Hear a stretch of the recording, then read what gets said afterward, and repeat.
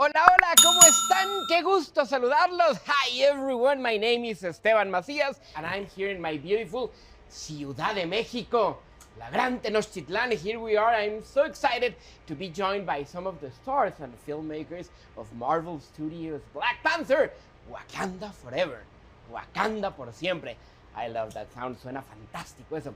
We're going to be talking all about the new movie, including a few questions submitted by you, the fans. But first, please let me give you a warm welcome and introductions to the folks joining us today. So first of all, Mr. Director, Ryan Coogler, Mr. Producer, Nate Moore. And what a front row we have.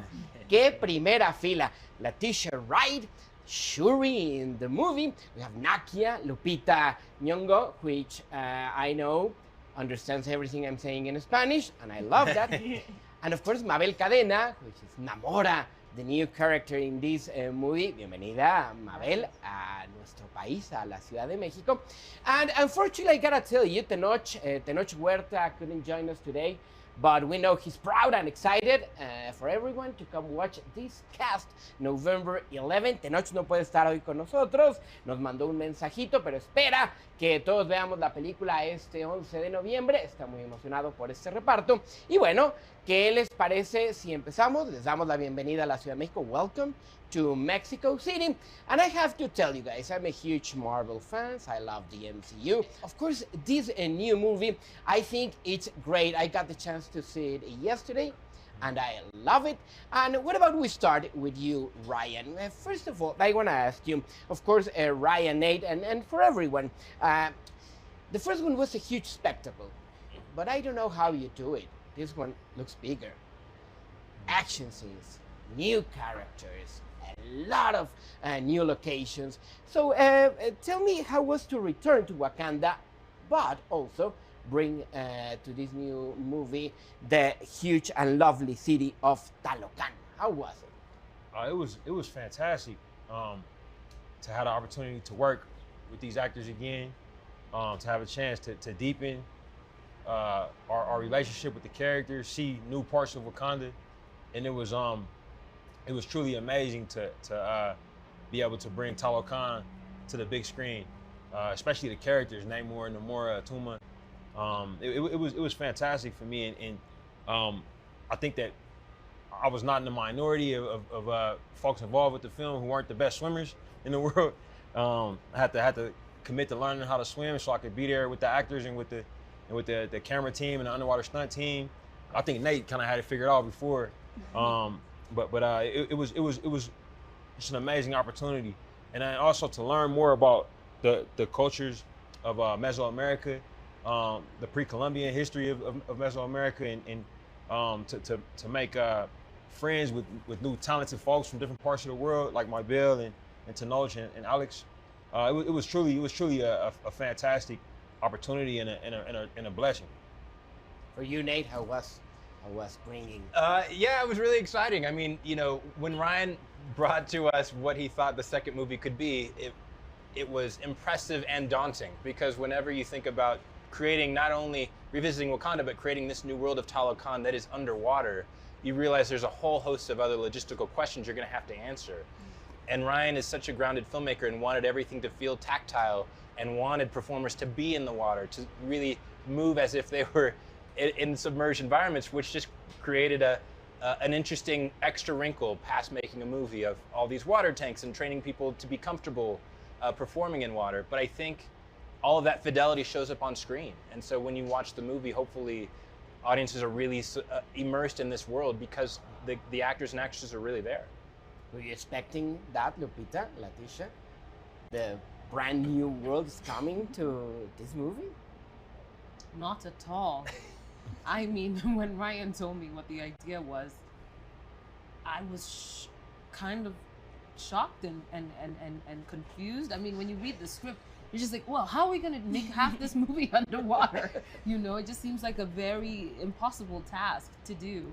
But then I remembered also how much Ryan likes water.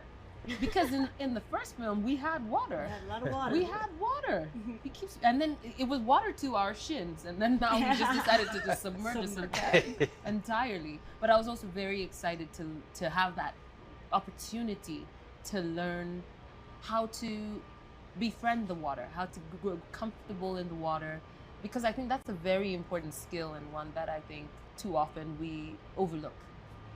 Indeed. I want to ask you, Mabel. Le voy a preguntar en español porque estamos en la Ciudad de México, estamos en México.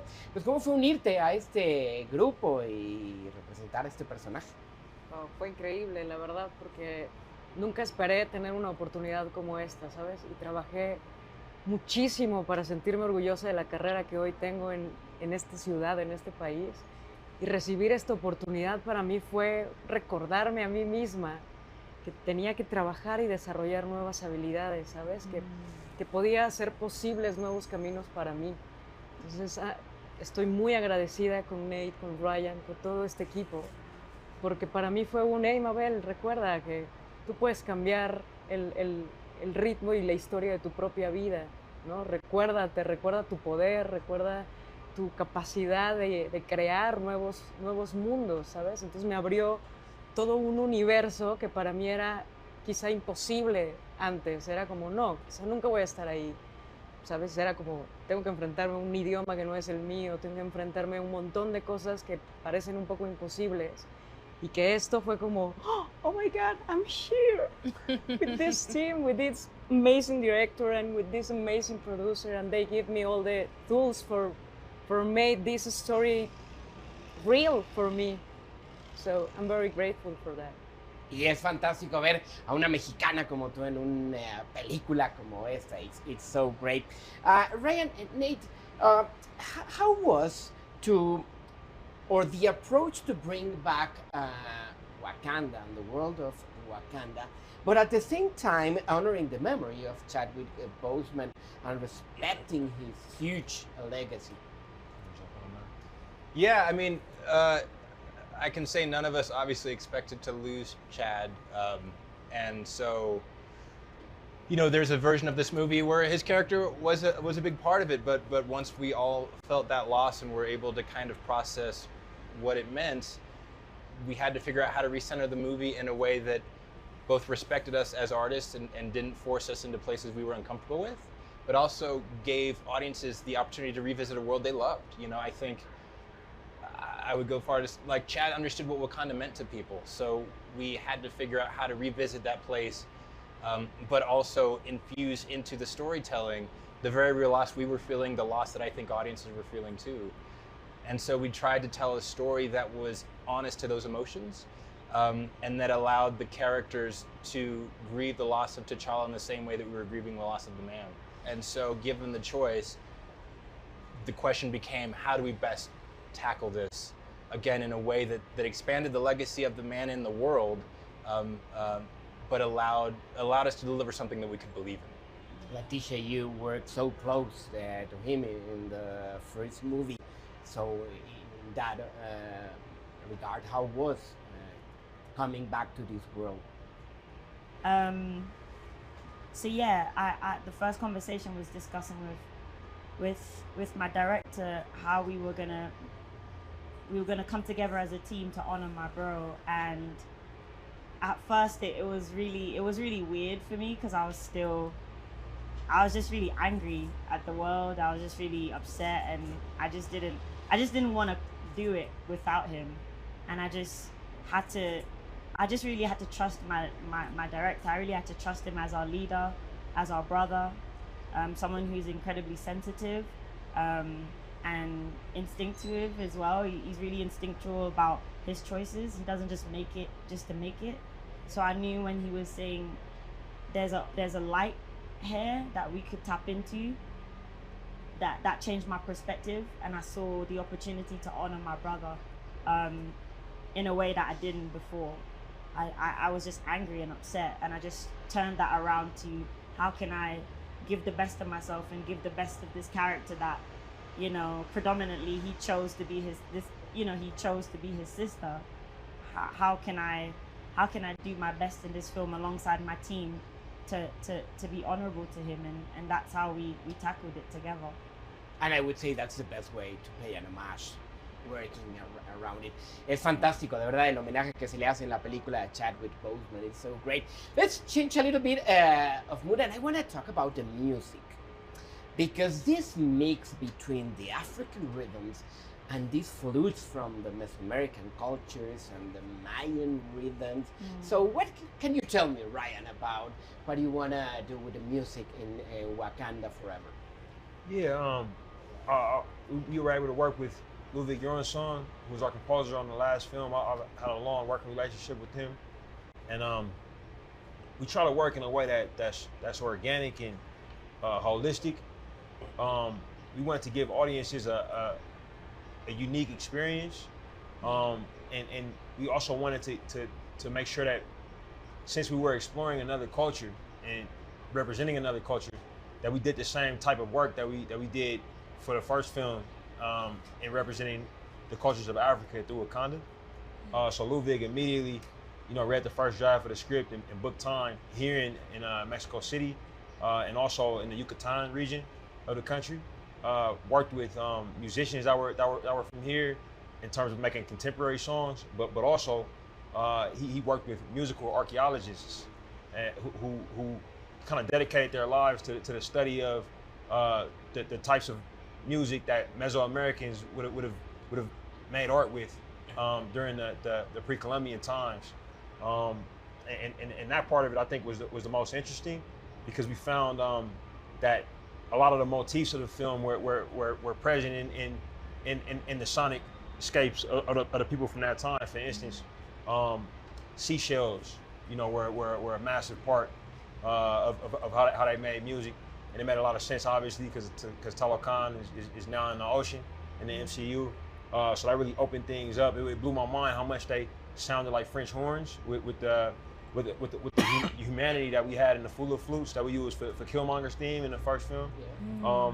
So it was fantastic. And we also were able to dig deeper into the music of the continent, with both contemporary sounds and also using some of the more traditional music. I mean, it was a fantastic opportunity, and I think it's some of Ludwig's best work, to be honest. Beautiful caracoles that you can find there in the movie. Nakia and Shuri are beacons of inspirations. Now, I think those characters have inspired a lot of people around the globe. So, first, how was experiencing that inspiration you provide with the character, and also did, in any sense, change the way you approach the character for this new movie? It's very touching when people relate to your character and cite your character as a source of inspiration. And in the first film, we had so many female figures who are so different from one another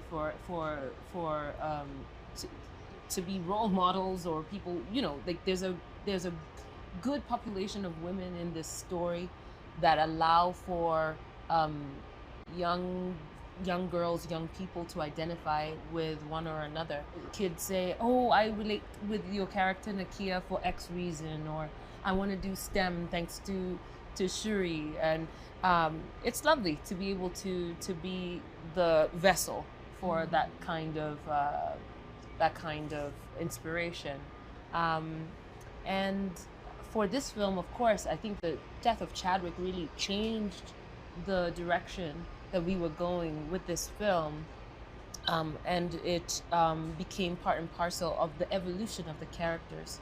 So in this film, Nakia has matured. She's lost someone near and dear to her, and she's navigating her grief in a special way, in a distinct way from, say, how Shuri is doing it.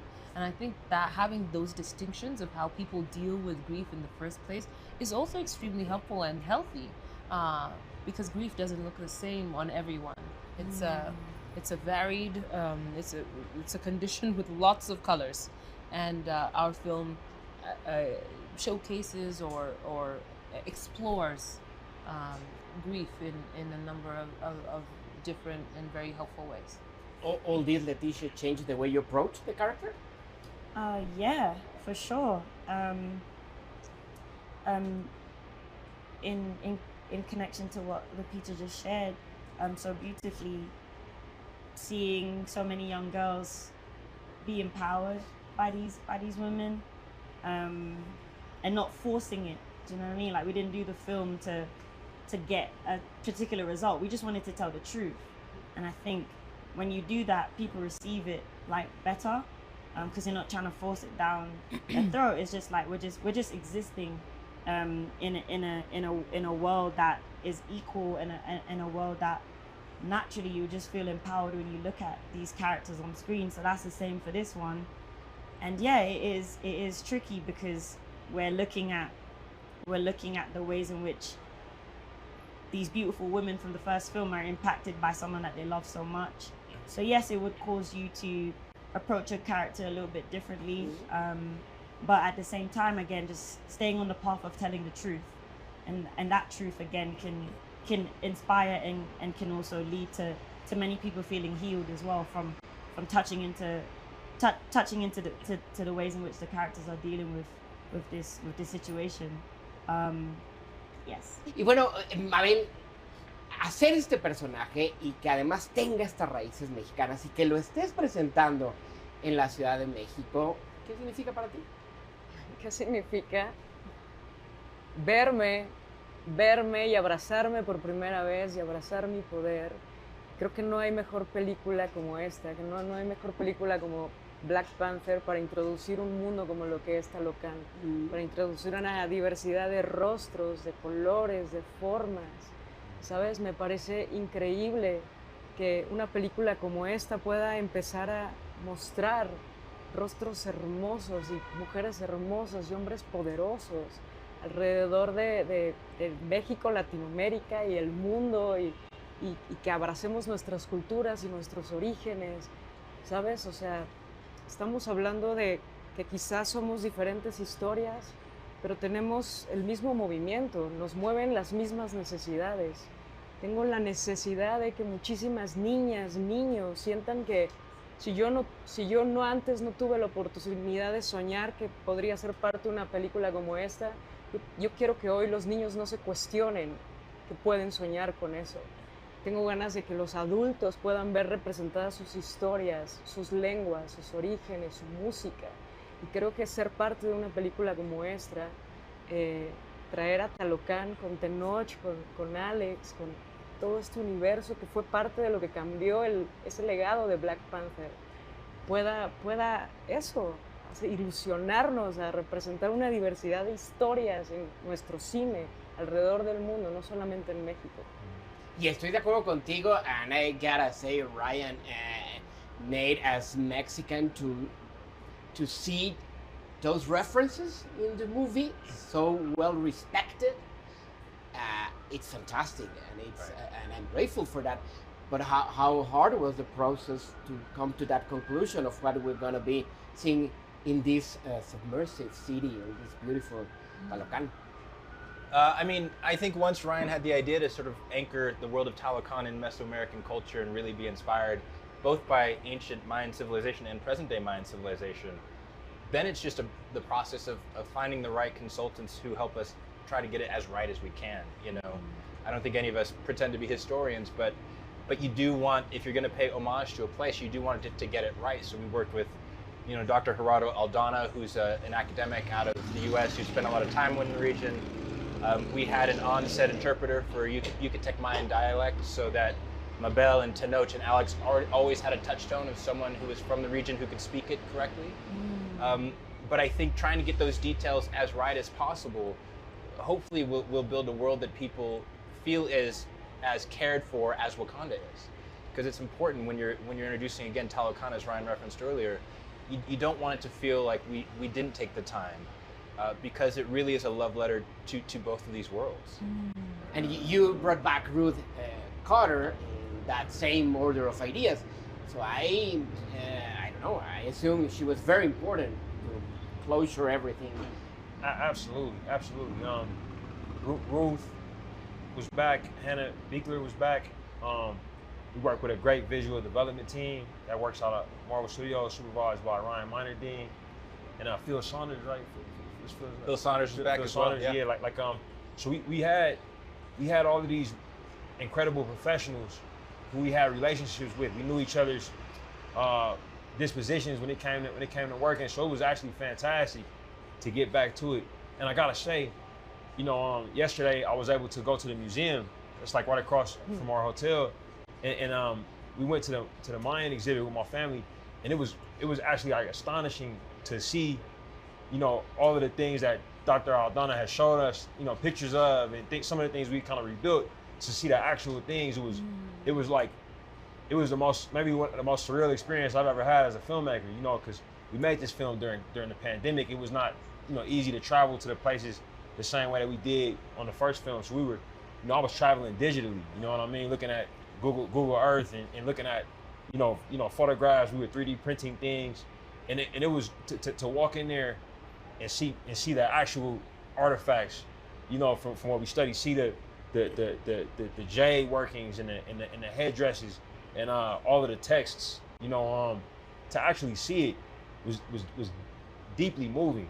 You know, it was deeply moving. I felt like a real spiritual connection. Like I felt like we did the right things, you know what I mean? Like we made the right choices. You never know, you know, like and I think for me, the idea of consulting work, like the industry of it, you know, the industry of saying, of not letting the fact that you don't know be an excuse not to do it. You know what I mean? Like going and finding people who know, paying them, you know what I mean, and letting them inform what's happening. Like I hope that we can be examples, like a new type of filmmaking at this level, if that makes sense. Love that. Before we go to the fans' questions, and regarding the fans and everything, what are you the most excited about for the fans to see in Wakanda Forever? Me? Yep. Wow. You're the man. No, I mean, it's several of us. You know, No, it's you. It took many for this one. What I would say, I mean, it's hard for me to pick one thing. Right. You know, a lot went into this. A lot was sacrificed by everybody individually, collectively. I've never been as proud of a movie as this, and I've been working for, you know, over a third of my life. You know what I'm saying, in this medium. And when I watch the film, I feel the love that we have for each other, the love that we have for the medium, the love that we have for our dearly departed friend, and I also feel the wish to connect with people. You know what I mean? Like I feel it. Like, you know, and as we've been showing the film to people, I think that part of it works. You know, like people will say, hey, this film reminds me of when I lost this person that I loved, and or this film reminds me when I was going through this emotion, or when I was coming of age in this way. So I'm actually looking forward to audiences just having a good time at the movies, but also connecting with what we were feeling at the time. Y ahora sí pasemos a las preguntas de los fans. Y la primera es, para ti, Mabel, dice, ¿cómo describirías la relación entre Namora y Namor? Para mí es una relación tan bonita porque de pronto siento a Namora tan visceral y tan preparada para, ¿sabes?, proteger a su gente, ir a la guerra, dar la vida por Namor y todo esto, que cuando tiene que calmarse y escucharlo, entonces mezclas a dos generaciones, ¿sabes? La sabiduría de su Dios, de la persona que le haya transmitido esta cosa de proteger, de lealtad, de amor por su gente, por su nación, por su cultura, pero que al mismo tiempo le transmite como esta cosa de sabiduría que solo puede tener alguien como él, y que le transmite otro tipo de conocimiento. Entonces, mezclar estas dos relaciones, pues estas dos formas de ver la vida, me parece una de las cosas más bonitas que intenté trabajar con Tenoch para construir nuestra relación, porque decíamos, pongámosle un poquito de nuestra cultura mexicana. Los mexicanos somos familia, somos cálidos, somos, ¿sabes?, protectores, leales. Entonces, como que intentábamos tener gestos de ser familia, de ser guerreros, de cuidarnos, de dar la cara por nuestra gente, por nuestra nación. ¡Qué bonito! La siguiente pregunta, Leticia, is for you. They say, Shuri is such an incredible character. Fans would like to know, what can they expect from her in Wakanda Forever? We can expect a young woman going through the journey of womanhood, we can expect to see Shuri in ways that we never thought we would have before. There's a maturity to her that's really lovely.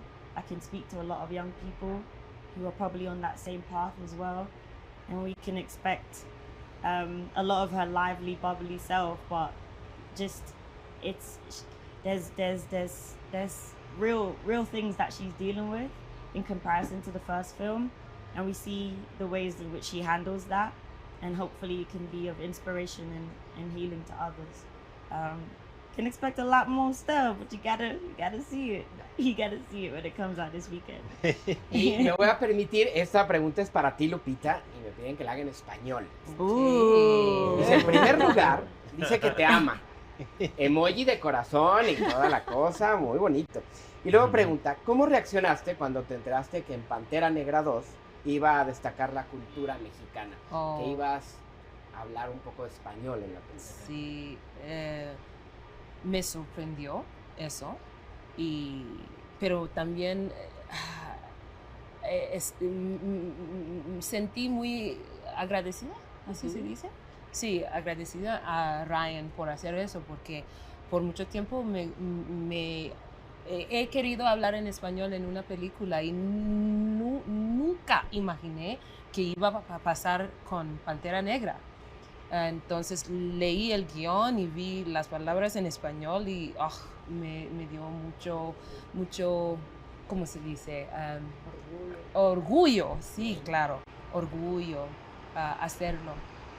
Pues es fantástico y te lo agradecemos. Nuestra mexicana adoptada querida, por supuesto. Y Ryan, I want to ask you about this part of bringing the Spanish and the Mayan will pronounce. Why was that very important for you? Why was it very, very important? Yeah, language is a big motif in these films, this series of films. This idea of how the act of conquest, historical conquest or colonization, can affect the way that people speak. It was an idea that actually Nate and Chadwick, I think, discussed on Civil War, like even before I was hired, you know. And I can't express the joy that I felt when I watched Civil War for the first time. I saw a very early cut when we were trying to figure out if we were going to work together, and my mind was blown when T'Challa and T'Chaka spoke to each other at the UN in a language. It was a language I had never heard before. Oh, sorry, South African dialect. And I immediately thought, oh wow, they invented a language for the movie. You know what I'm saying? This sounds awesome. You know. and then I talked to Nate after, like a few minutes after I watched the film. He was like, oh no, that's actually the language that the actor that we cast spoke. And I was like, first of all, it's one of the most beautiful languages I've ever heard. You know. But second of all, this is awesome. You know, because the films that I loved when I was young often gave an additional respect to language, even when they didn't have to. I think about watching the Tolkien adaptations that Peter Jackson did, when the elves would speak their own language, you know, and you feel like I think geopolitical films are best when you understand that people communicate in ways that are entirely different, and especially these films where we kind of let colonization be a theme that we wrestle with. It became all the more important. It's very important in the Americas as it is on the continent. You know, like you can learn a lot about people, about how they speak. As we learn more about Mayan culture and learn that you know, it's a large Mayan population still in this place, and they still speak the language, and it's something that they hold on to with pride. It made a lot of sense to make sure that the Talakanil held on to that as well, especially due to Namor's character. You know what I mean? It felt like he was a person who was trying to hold on to everything that he could, you know, so we took it serious, man, and it's like 7 languages spoken in the movie. Yeah. Wow. We had a lot of fun with that. You know, I'm a monolingual director. You know what I'm saying? So it was not without complication. You know, and not without unintentional humor at times. You know, like we would have Josue, who was, you know, many times the only person on set who spoke fluent Mayan. man, he was working hard, you know, and we would bring him in and watch cuts of the movie, and he'd be like, oh no, you gotta fix this, you know, because right now they saying something that's not what you want him to say. But he had a deep, I think as all Mayans do, you know, as he was explaining it to me, he had a very deep sense of duty to make sure we got this right. And he would not hesitate to stress that upon us and to stress that upon our actors. You know what I'm saying? It's very important that you do this the right way. You know, and I was honored, you know, filled with a deep sense of gratitude, because I could not imagine, you know what I'm saying, being the only person on the set having to represent my whole culture, you know, amongst people who were not as familiar with it as would be necessary. And I hope we get everybody's language and culture's justice, you know what I'm saying? Yes. Pues la verdad es que hay que estar muy, pero muy emocionados por esta película. People, if you weren't already hyped up enough, I think now they're going to be even more excited to see this movie and check all of your incredible work in Wakanda Forever. Thank you all so much. I hope you enjoy your time in Mexico City. Please, Lupita, vengan tus tacos, pozole, quesadillas. You gotta try everything. Muchas gracias por haber estado aquí con nosotros. And thank you all for watching. We can wait for everyone to experience the movie. Get your tickets now for Marvel Studios, Black Panther, Wakanda Forever in theaters everywhere. Bye-bye. Gracias. Gracias. Gracias.